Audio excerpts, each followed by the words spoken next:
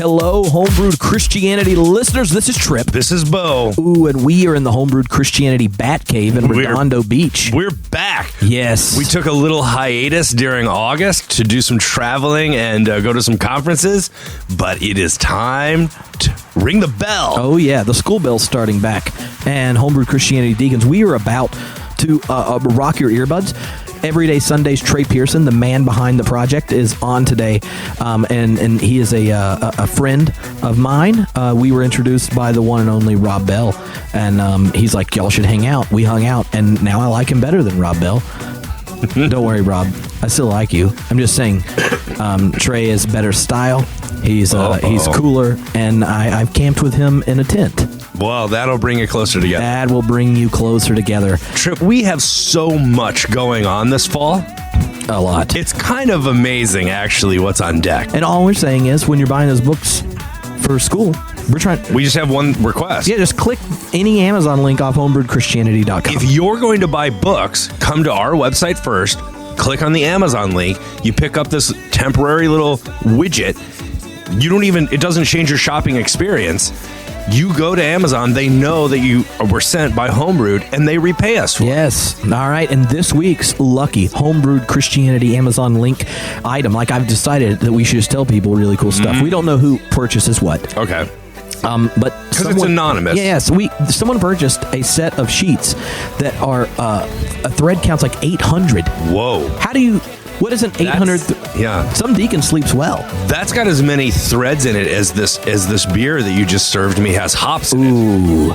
And this is an 800 thread count hop beer. Oh, Bo is having a first sip of the beer we brewed last time you were in the Bat Cave. Yep. And this beer is brought to you by our Homebrewed Christianity deacon who clicked the PayPal button and was like, buy a pint right there. Yep. Mike Wood. Thank you, Mike Wood. Mike Wood, shout out.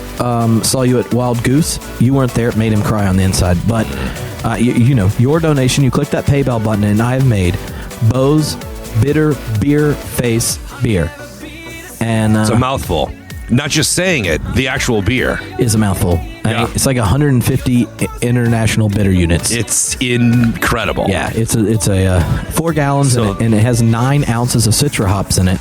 And 6 ounces of Galaxy hops. So all you homebrewing nerds can do that math. Yikes! And so Mike Wood, thank you very much. You went to the homepage, you clicked the buy a pint, and we are grateful. Thank you. This fall, going to have a conversation with Philip Clayton, not just the dean, but your PhD advisor, about religion and science. It is going to be a high-gravity 6-week event. People can sign up for it at missionsolutions.com. Soul as in S-O-U-L. Yeah, because you need one. Yep. You need to get one. Or you can just go to hbxstore.com. And that goes to all the Homebrewed Christianity stuff there. You can download the audio of Peter Rollins and I doing the 6-week high-gravity radical theology class. You can get it there right now, $15, 6 90-minute sessions. You can sign up for Pete and I are going to do Atheism for Lent. And it will be ending, of course, with the Resurrection Smoke-a-thon, where I can re-embrace my eschatological hope with a delicious Saison. And man, you're going to come out of that.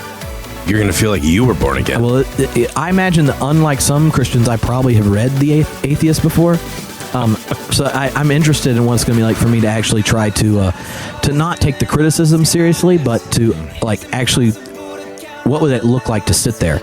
Because I'm someone who's kind of, and we're going to get to this hypertheism thing on TNT, but I have not had the same kind of existential rocking that many of our friends have. The other things you can get there are the videos from Monkish with Rob Bell and Peter and Barry, and you can sign up for any of the high gravity classes. And it's a blast. So here's the thing, deacons. If you go there and then type in the discount code, I am deacon, one word, $5 off. You can get $5 off right there. Just I am deacon, $5 off. And that makes the Philip Clayton class what? $25. Oh, man. I know. If I'd known that I could hang out with him personally for 6 weeks for 90 minutes, I could have saved myself a lot of money. A lot of money. Because PhDs in philosophy of religion really make you employable. 2 other things. As late-night talking partners. So, here is Trey Pearson. You'll probably know him from Everyday Sunday, but he is launching out. He is expanding his territory And if you heard him over on the Culture Cast, you're going to want to stick around after this interview and listen to his dialogue with Christian Piatt, because he is really bearing his soul. And here's the thing. We normally have a hard time, right, getting evangelicals and the more conservative ones to say yes to coming on the podcast. But because it's guilty by association. I know, but here's the thing: Trey is the most conservative person we've had on the podcast, I think. Yep, potentially. He is also one of the nicest people. He's a wonderful artist, a great person. We got to hang out at Wild Goose together, and I'll just say that if you ever see him and you're go to his concert or get his albums and such, you should, or if you see him in person, ask him what it's like to attend the Wild Goose.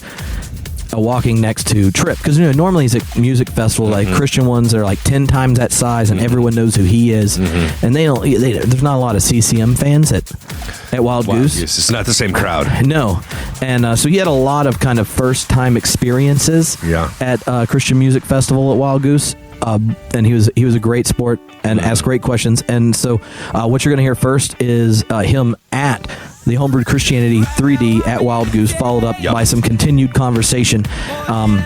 But as we're going in and out, you're going to hear some tunage off his brand new EP. It's called A New Beginning, Everyday Sunday. Check it out on iTunes, or you can just click the link. Probably you should buy it on Amazon. Because then you could click the Homebrewed Christianity link and do it there. And anyway, I just want you to know that there's a 100% chance that if you have a teenager who likes pop music, that they'll like it. Because my surfers in my youth group like it. The emo people that occasionally dance to happy music like it, and then all the ones that like the kind of like Katy Perry and that kind of pop stuff like it. And I've confirmed that Trey is, quote, he's so deliciously awesome, end quote. Whoa, that's what a 17-year-old said. I think that has to do with his looks. Let's hope. But all right, when I grow up, I want to be deliciously awesome, Bo. Would you say that about me? I think you're deliciously awesome. Amen. Anyway. Enjoy these two conversations with Trey Pearson. Let us know what you think. Come to the homepage on the right-hand side. It's something called Speak Pipe. It's a microphone. Click it. Talk to us. We'd love to hear your feedback. Praise the Lord. Share the brew.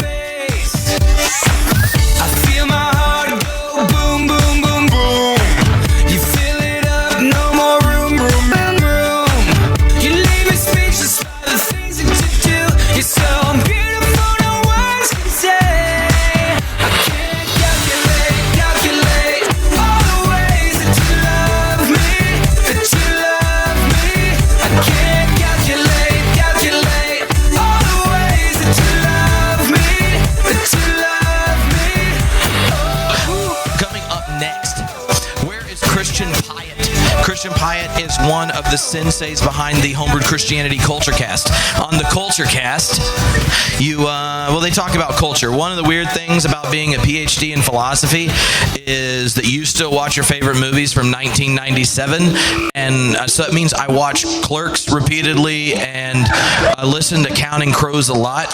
You know what a snowball is? Well played. And so Jordan and your wife Amy, and you have the Homebrewed Culture Cast, and Jordan is like, cool. Is that what you would call him? Cool? Yeah, like he writes and he knows things that are popular.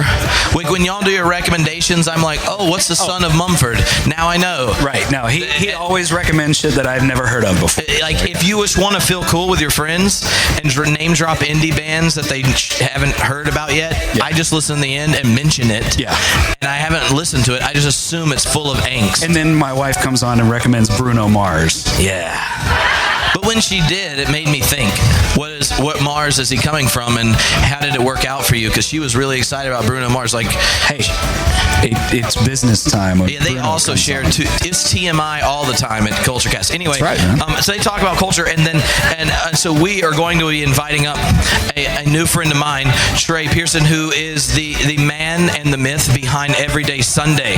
So Trey, come on up and grab a seat and grab that microphone over there. So,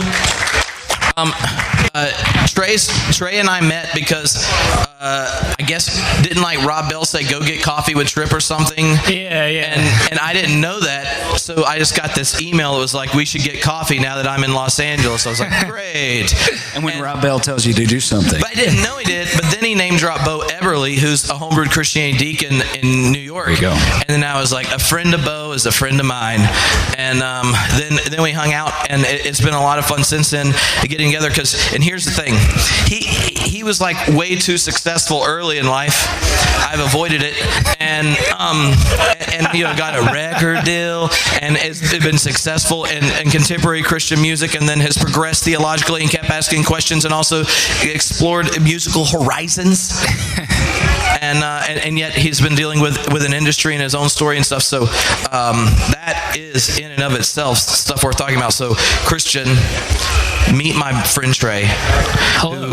A very talented and well-dressed man.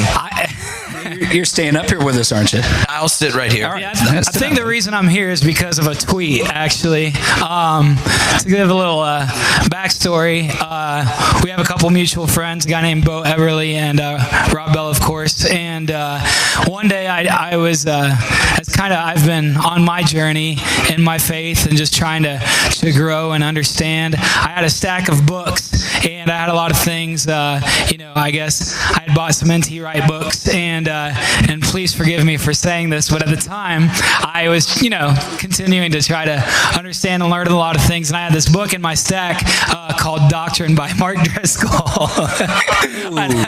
Hey, this is a place of reconciliation. It's a place of reconciliation. Yeah, I need forgiveness here. Absolution. So I got a hate tweet from a fan of mine going, what is that book doing in that stack of amazing books? So you have a tweet pic? By Bo Eberly, yes. Yeah, and it's like N.T. Wright, like cool stuff. Yeah, and so I'm born and raised in Columbus, Ohio, and my friend Bo, went to Ohio State where my sisters went, and so I'm a born and raised diehard, Buckeye fan, and so I quit. Yeah, I.O. Yes. Sorry, we have to do that. It's kind of weird. I understand. It's what you people do. Yeah. So from there, Bo and I started tweeting each other, and I became friends with my fan, and it got kind of weird, but because of that tweet, I am here today, and I've had the pleasure of getting obsessed with the Homebrewed Christianity podcast, and then my first introduction to Christian here is last summer I was playing at another unnamed festival, and you can say it. It's okay. I was at Ichthus Festival, and I saw this preview for this movie called Hellbound with a question mark, and so I that's where I first saw Christian's lovely face, and followed him on Twitter that day, and have been stalking him ever since. It's a face that cannot be denied. I don't blame you. So is it true that Driscoll is actually singing backup on your new EP? No, that's not true. I heard that. I guess not. No, you're just thinking that because he clearly lifts weights and has like nice arms, and Driscoll's into MMA and he's very buff men. He is into that. So he is into it metaphorically. To kind of go with this whole, the back of kind of Driscoll, and I don't know why. Get used to this, man. This is going to be a long 12 minutes. I grew up in a very 5-point Calvinistic church. So these are mainline Protestants. Some of them they have no idea what the hell you just said. 5-point Calvinism. Raise your hand if you've encountered someone that threw tulips at you. There might be some. I see those hands. Praise the Lord. God ordained you to be here today. So 5-point Calvinism, tulip, is it really, like Augustine had this notion of divine omnipotence where he thought that to be redeemed it had to be a choice of God, and he kind of left it open whether or not God had much to do with the unredeemed, because he didn't want to say God created someone to have them roast in hell for all eternity. But Calvin was like, claim that high ground and own it. Yeah. I mean, like, if you're going to make God a jackass, embrace it. But Calvin did it for other reasons, and his critique of scholastic philosophy is excellent, and we can talk about that later. But a really sad road out of that, where Christians then created this really shallow version of Calvinism in the worst sense, and then combined it with a depressing version of American exceptionalism and misogynistic understandings, and centralized the sexes and all other sorts of things that Mark Driscoll does, and then they made it trendy. So now, you may not know this, mainline Protestants who would just never hang out with someone that thought God created something for eternal damnation. It's sexy in certain evangelical circles. Luckily, Trey has been redeemed from path of destruction. It's misogyny with a fitted V-neck. That's pretty much it. So, Tweetable. so to go into Yes, you're going to get a free book if you tweet. Hashtag. So to go from that into growing up at youth camps where they would ask you when you became saved and like what the date was and kind of when your salvation birthday was, which to be fair my church didn't really believe in, but I kind of ended up in a Wesleyan church, which is very Armenian, much more. Praise the Lord.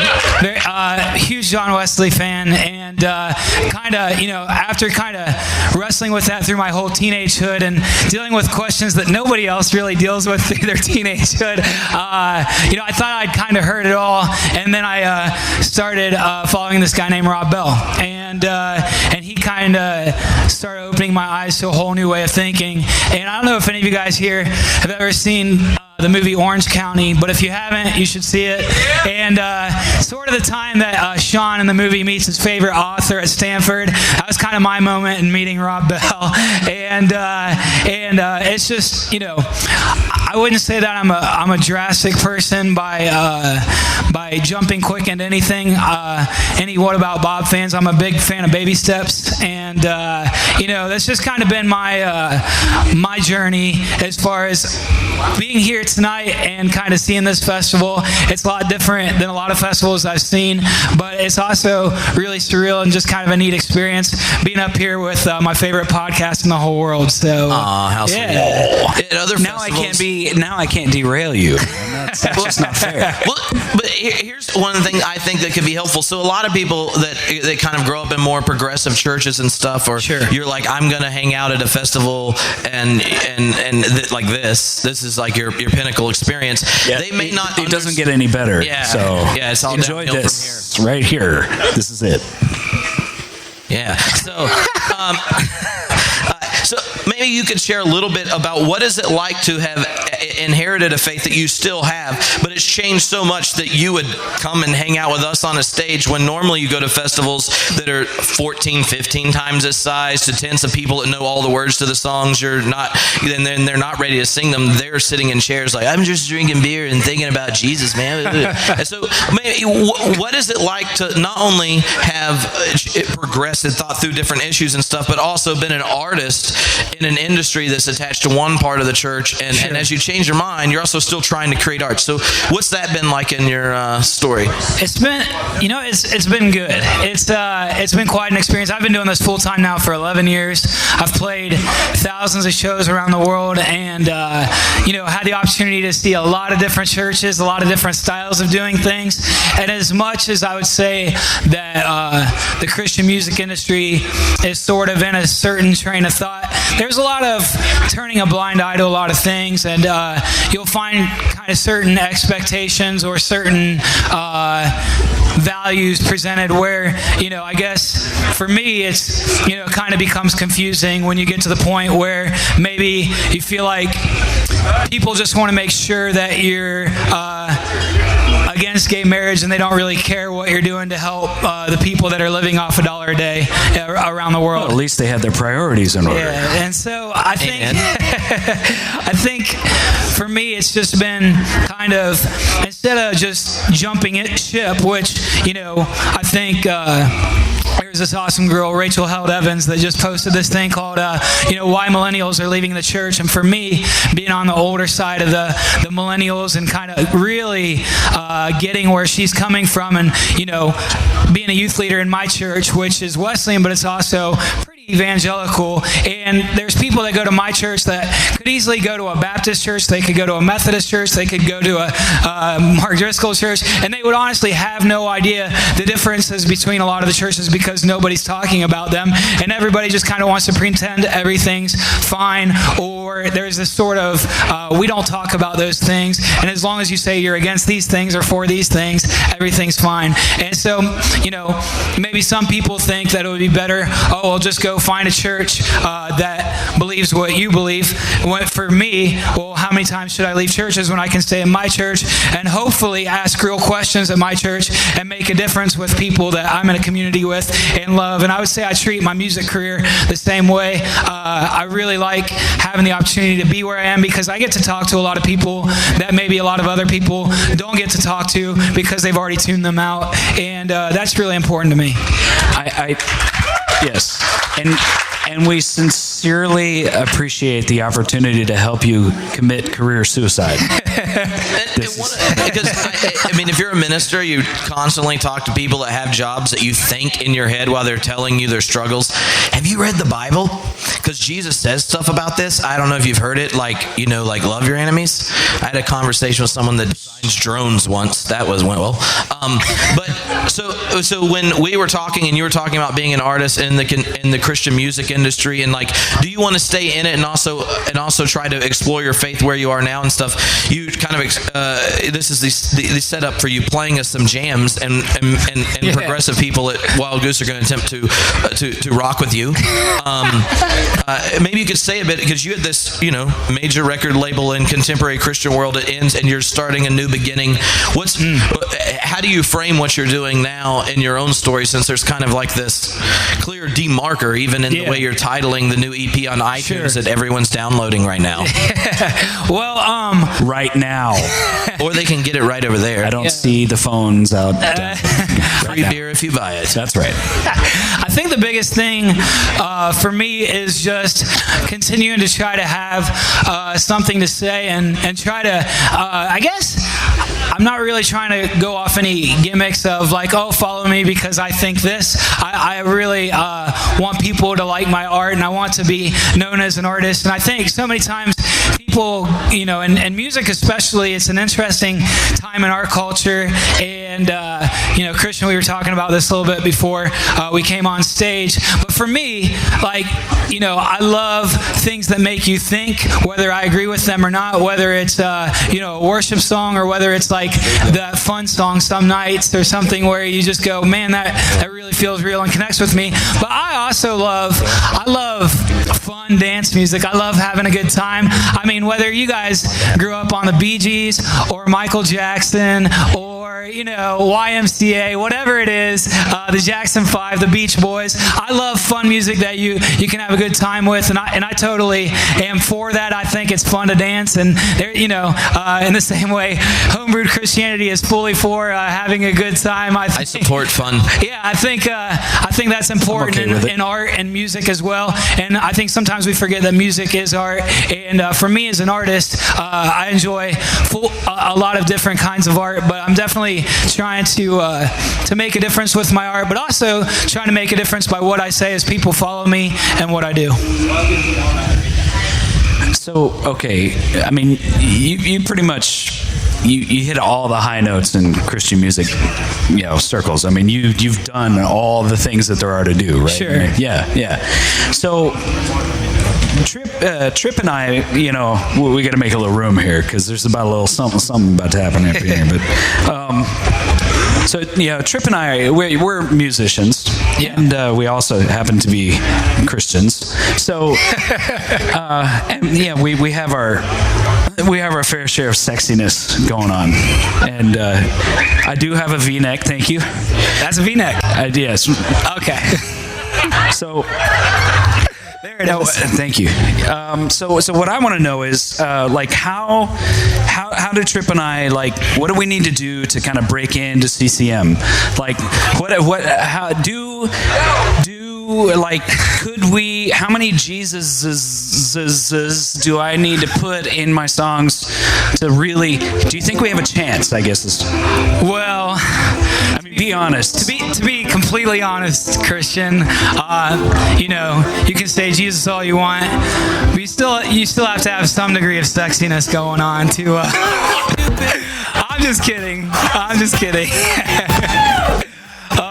Well, Rob got me to stop believing in Christian music a long time ago, so I don't know. Hey, Jesus wants sexy man. So. All right, so Trey is about to play some music for us. That's right. So we're going to pretend like we're evangelicals for a few minutes. Yes. Only mainline Protestants sit down like this. This is ridiculous. So stand up. Yeah, but we're giving you a heads up. It's shorter than a mainline Protestant sermon. Scoot your... Now's the perfect time to fall in love. Now's the perfect time to take the plunge. You can spell it out in letters across the sky. Say it with some flowers and a kiss goodnight. Late to all your classes open just to catch her.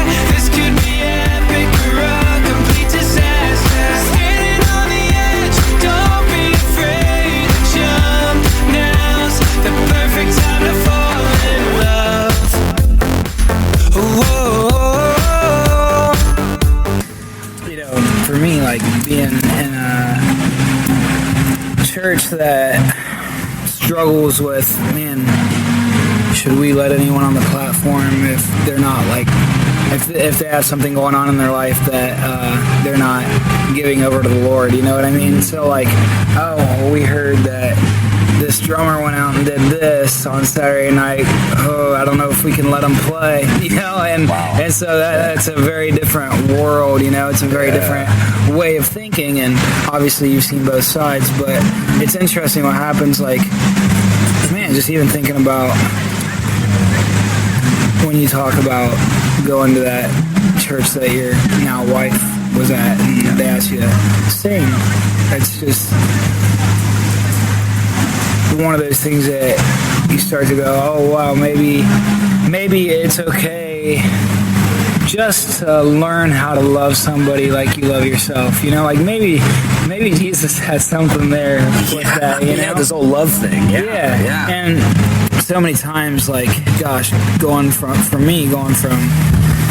Calvinistic childhood to this Arminian teenagehood to starting to go, can I question this? Am I allowed to question this? God, you still love me? Do I still believe? You know, like, is it okay to go, I don't know what I think about this? And, you know, for me to get to the point where you can start the sentence that you have to say you believe, but you could start it with, I could be wrong.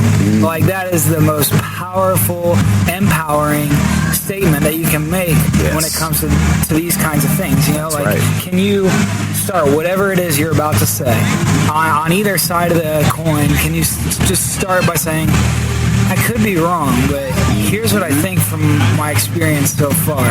And it's a great way to start a conversation. And so, but you know, when you get into this place of, oh, well, do I need to talk to this guy about this, or should I talk to her about that, or what's going on in their life, you know? And if you could just stop worrying about that, if you could stop being like, well, we're for this or we're against this, and those things are important at certain times and good to talk about. Yeah. But if you can just put all that to the side and not feel like you have to be right about this to be at our church, you have to be right about this to be at this festival, to be at this, you know, to be accepted into this, you know, music genre that's supposed to be trying to do something for the kingdom of God. Right, you know?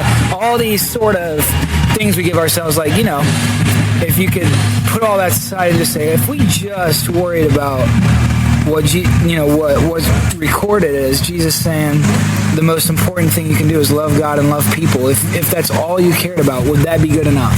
Yeah. And that's a hard thing to remember sometimes, and a really healthy thing to remember, I think, you know. That's right. But you know, it's interesting what people get hung up on. It's interesting for me as an artist, being used to going to a lot of more conservative, evangelical type events, concerts, you know, being involved in the Christian music industry for the last decade, realizing, like, you know, for some reason in that world, it doesn't matter if you might be on the more Calvinistic side and you think, well, some people here might not have been chosen by God and they're just doomed to burn in hell for all eternity. For them, yeah. But then most people here don't think that. They probably think everyone has a free choice. But, you know, if you grew up in the wrong country and were raised by the wrong family, but we're sure you'll hear about Jesus at some point because it says so in the Word. And if you hear that one sentence and somebody says, do you know Jesus? That was your opportunity. That was it. And so you had just as equal of an opportunity as me, who grew up in my Christian home in America. Right, yeah, you know? right. But all right, so wherever you land on those sides of the No coin, Zionism there, no exceptionalism. Yeah. But nobody's like judging each other so much on those thoughts, or they don't know anything about those thoughts anyway. They just come together for a festival because they're sure that they're all there, and they all know that you need to believe in Jesus Christ to go to heaven, and they all know that we're against gay marriage, you know, Of course. and they all know that we're we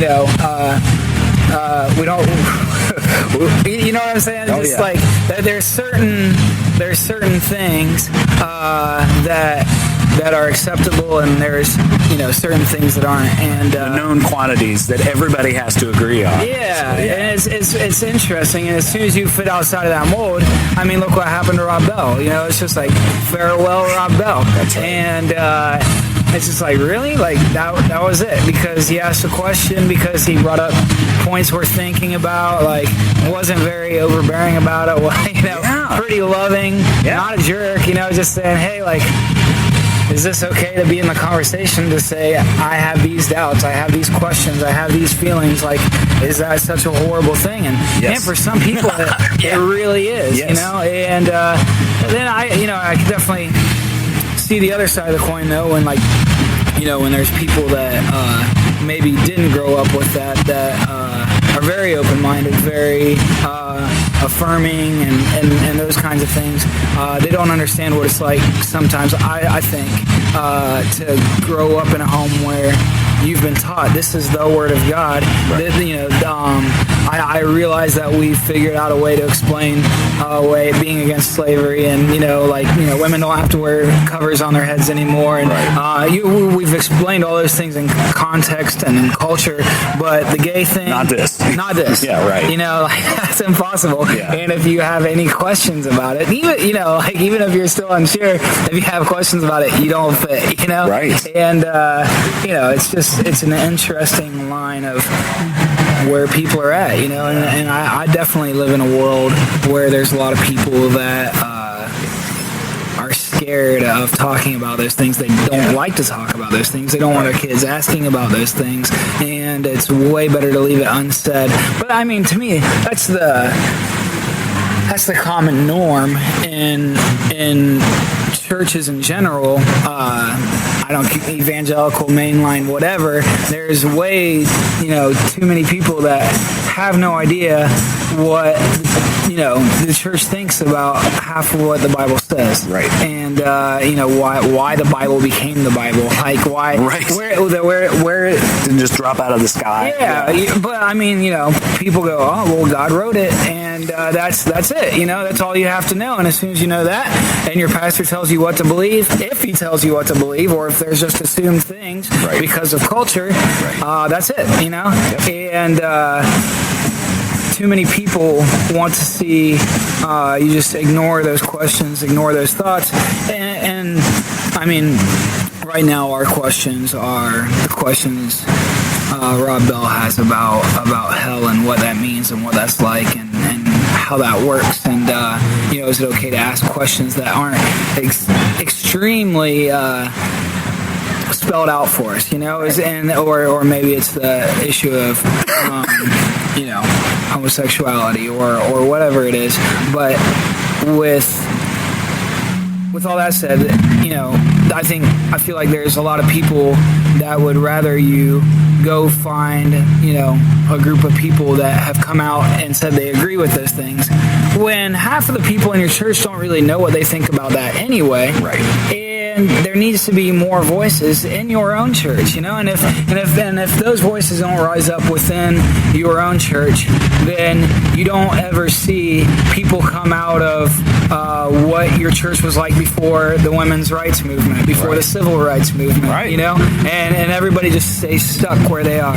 And certain people want it to stay stuck. They don't want people asking questions, and they hate when you do. And it's so much easier to just demonize somebody who disagrees with you than to let questions be asked and let everybody hear the questions being asked and be like, oh yeah, I wonder about that too. I've been wondering that as well. Exactly. You think that too? Right. And it's just like, Yeah. I mean, I think in my particular church, where I've been since I was 14, it's a Wesleyan church and leans more on the kind of John Wesley quadrilateral idea of thinking, but at the same time, it's definitely more on the conservative side. And they divided with the Methodists at some point over what they would say was slavery and probably other things too. But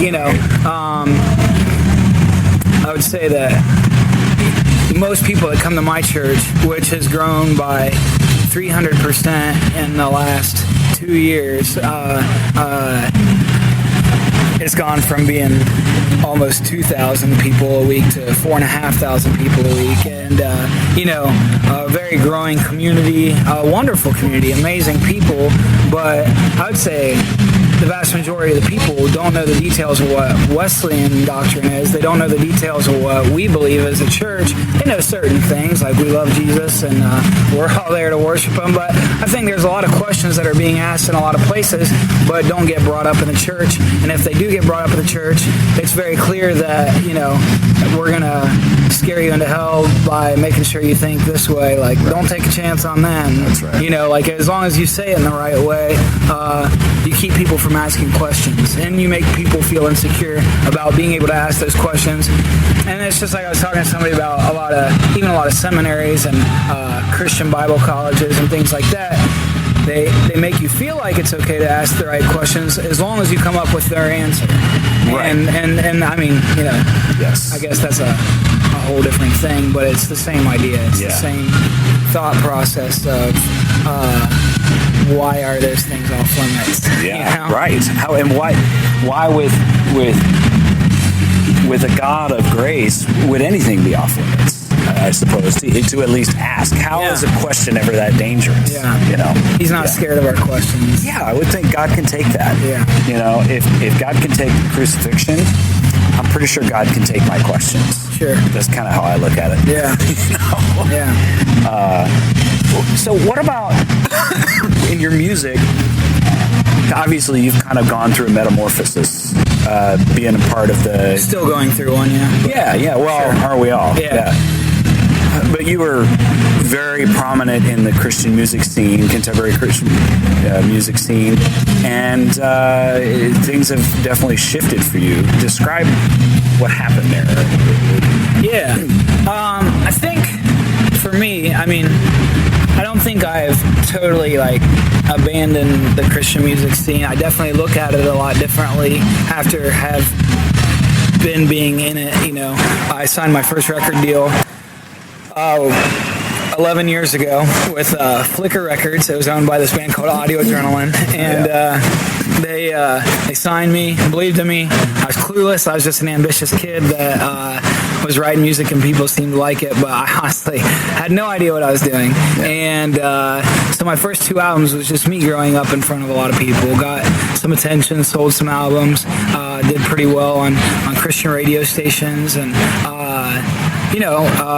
built a fan base, and it became my every desire to continue to grow as an artist, as a musician, as a man of God. In every aspect of what I was doing, I loved it. And so, by the time I got to my third album, kind of took off to a new level. I got my first few #1 singles, and just things started picking up. And so over the course of my last 2 albums, I've just been challenged in new ways in my faith and my just in my personal life, and kind of reading a lot and experience, you just go through things that you go, I'm not so sure this is working, or I'm not so sure this is the best way, I'm not so sure this is right, or I just heard a whole new perspective on that from N.T. Wright that I didn't even realize people thought was a perspective, and so you start to kind of have your eyes open, and you start to ask questions that you didn't know were even questions that could be asked. And and it's definitely affected me. It's affected my view of like, what am I doing here? What am I trying to do here? And just my experience of like seeing the way a lot of the industry that I was in works, where the money came from, who's supporting it, who it's actually impacting, and is that what I signed up for? You know, like, is that what I had in mind going into this? And am I making decisions based off playing the game and doing what I know is the easiest way to make money, or am I making decisions off where my heart is and what I'm passionate about doing, and being an artist and really being genuine to who I am as a person, you know? Right. And so, man, all these questions start to filter in on top of asking yourself all sorts of other questions about life and about God and scripture and just my understanding of all these things. And you know, it's just kind of taken me to this place where a few years ago,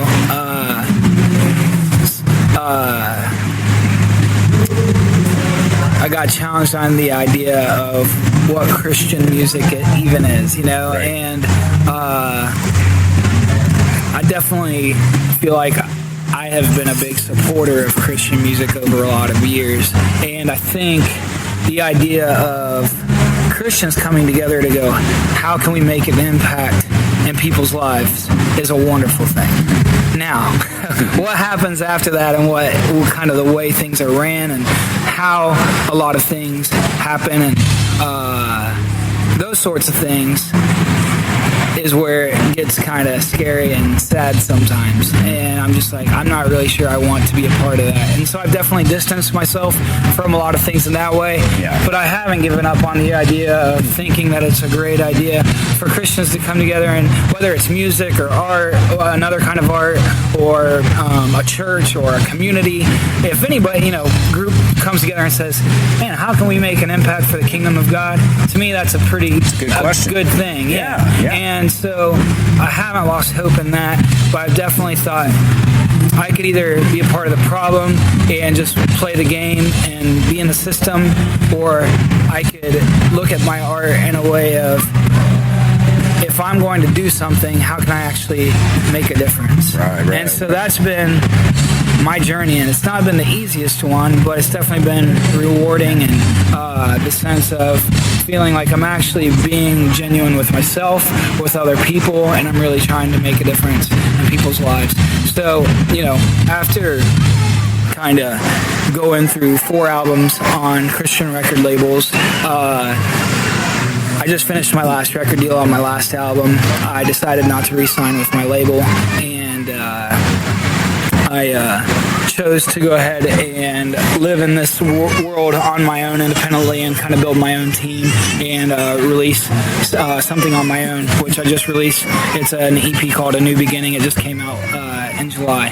And so it's just been a whole new journey for me, and given me, man, just a huge weight off my shoulders of feeling like I have to sort of do something in particular. And don't get me wrong, in the music business, whether it's Christian or mainstream or whatever you're in, there's definitely a lot of expectations from a lot of people, and there's always going to be games to be played.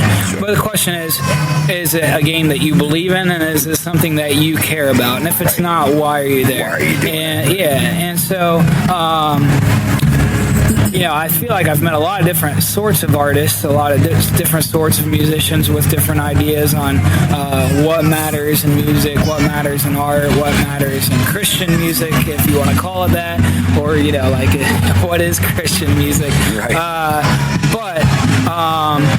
You know, kind of in my journey of this, I read an article by Rob Bell on the idea of Christian music, and his big challenge to the interviewer was just, why do you need to call it Christian music? What are you getting out of calling it that? What are you getting? Why are you delineating? Yeah, what are you getting out of making that sort of thing? Right. And, you know, I think there's a lot of good things that can come from that sort of conversation. I don't think you need to necessarily throw the baby out with the bathwater. And for instance, sometimes people are going to just want to make worshipful songs that are vertical, that are very much geared towards God, towards the relationship with God. And as you look throughout history at hymns or current worship songs or that whole movement, whatever it is, I think there's still something to be said that there is a way to write lyrically that is completely directed at your relationship with God. And if you want to call that Christian music, that's fine.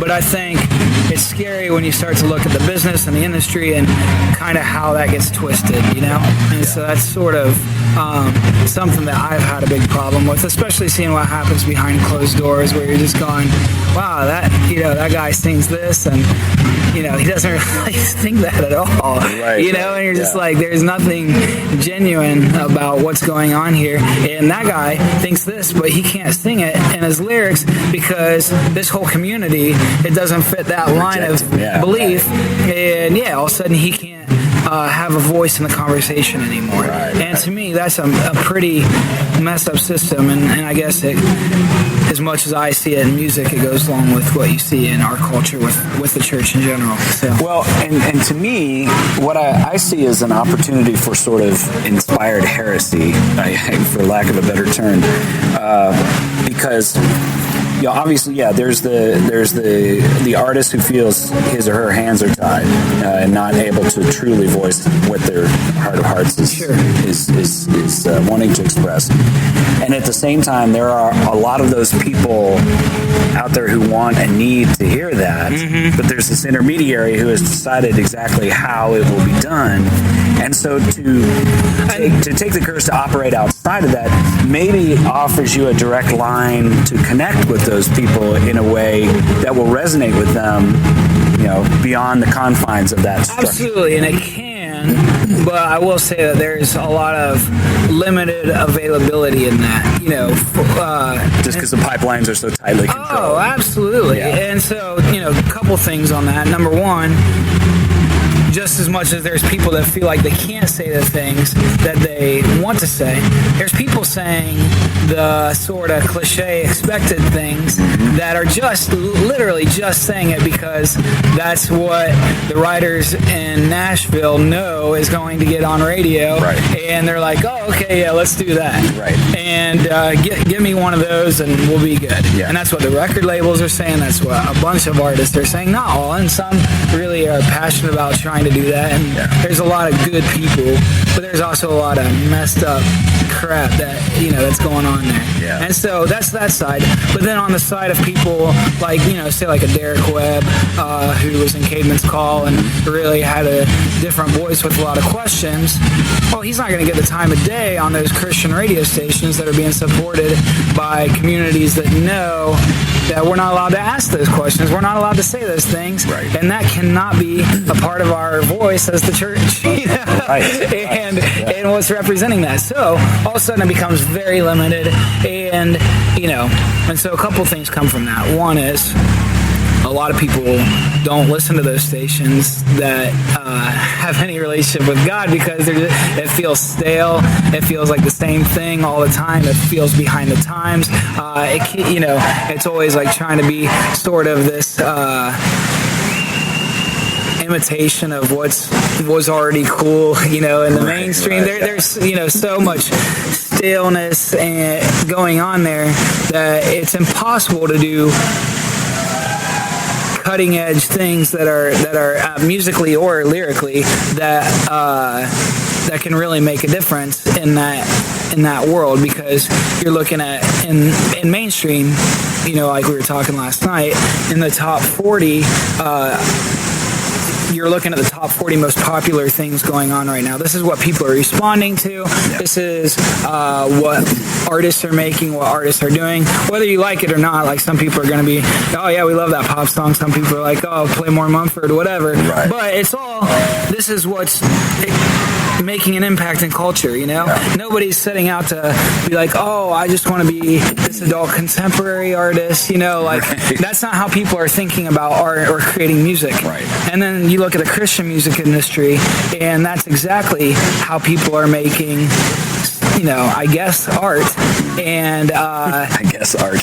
yeah, and they're going, oh, well, we got to make something for the 42-year-old mom that's driving her daughter that hopefully she'll like it too. So it's got to be almost like Katy Perry, but a little less hot, and pull back those beats some, and but just throw a little synth in there, and people think it's like, you know, the Christian Katy Perry, you know, and so that's the world that I've lived in for the last decade. And you're just like, what is going on? You know, and so I mean, and so it can be very hard, but I believe that more and more people are open to the idea of talking about things, especially young people, and so there are places to get that out. But I'm just gonna say Macklemore, who's got a song Same Love, is making way more of an impact overall on young Christian people than anybody on that adult contemporary Christian radio station. Right, that's, I guess, and my so point. if I'm going to make any difference, like if I just try and sit in that Christian community of this is how you do things, if you don't like it, you can't be here, or at least you're not going to get any exposure. You know, you can sit in that, and don't get me wrong, I think wanting to be a voice that could make a difference in that is worth it to me. Sure. Because I've been able to be a part of it, and I feel like I have a chance to make a difference. But I don't just want to sit there. Those aren't just the people that I want to talk to. Just like, you know, Macklemore didn't want to just speak to whoever was already listening to him at the time. You know, like, I mean, as an artist, you know, if you're just going for that certain bubble or that certain demographic, you're completely ignoring being genuine about